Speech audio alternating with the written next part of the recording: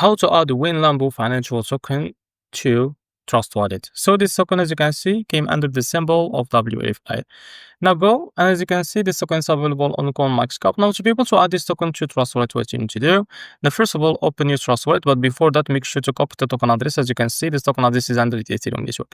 Now open your Trust Wallet. For that, as you can see, now wait a few seconds to be able to log into your accounts. Now we'll just log in, show my wallet first. Now after that, as you can see, I will just log in or click on unlock. As you can see, now after that, what you need to do, now scroll down and now click on manage crypto. Now after that, from here, click here and now search for the Ethereum network.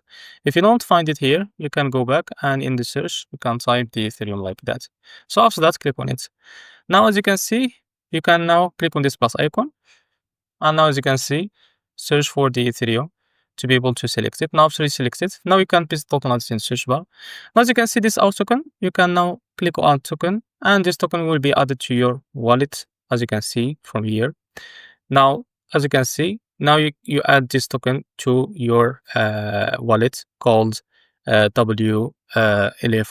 As you can see, if you want to search for it, you can now make sure that you add it. As you can see, this is our token added to our wallet.